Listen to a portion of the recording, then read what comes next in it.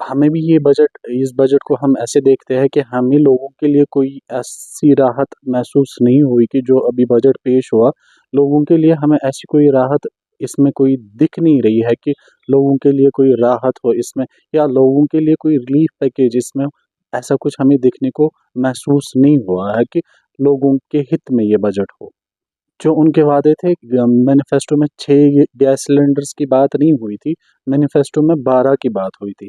कल को वो हमें ये भी बोलेंगे आप शुक्र करो कि 6 भी हमने दे दिए, लेकिन ऐसी बात तो नहीं होनी चाहिए कि 6 भी हमने दे दिए।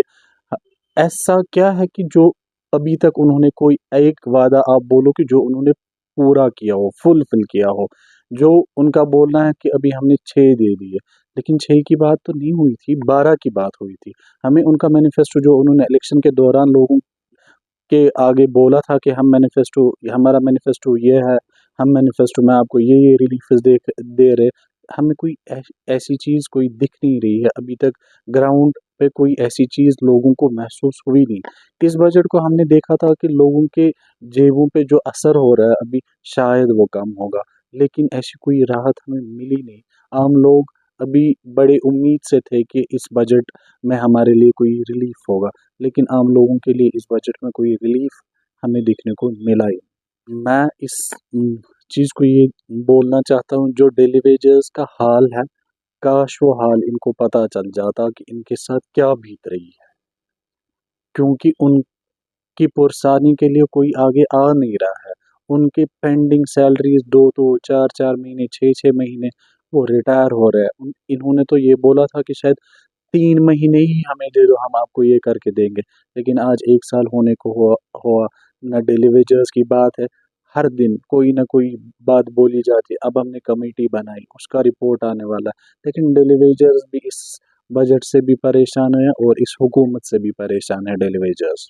बात आम लोगों की तो उम्मीद ही टूट गई इस बजट को लेकर, क्योंकि आम लोगों के लिए कोई ऐसा कुछ रिलीफ हमें देखने को मिला है।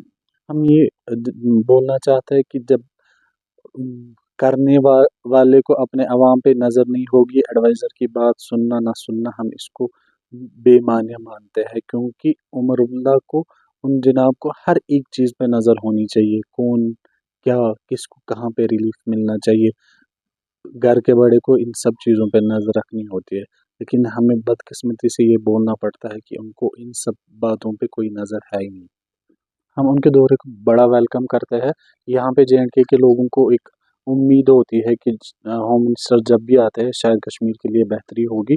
हम इस दौरे को यही मानते हैं कि उनका दौरा कश्मीर के लिए बड़ा पीसफुल होगा और लोगों के हित में होगा।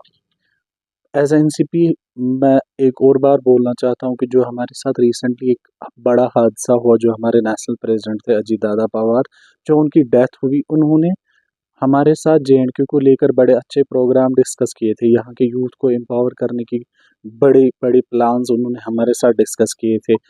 बहुत सारे प्लान्स थे, लेकिन बदकिस्मती की वजह से उनकी डेथ होने के कारण अब हमें वो प्लान्स रीस्टार्ट करने हैं। इंशाल्लाह आने वाले दिनों में हम कोशिश करेंगे यूथ के लिए जो भी हम कर सकेंगे, इंशाल्लाह वो ज़रूर करेंगे।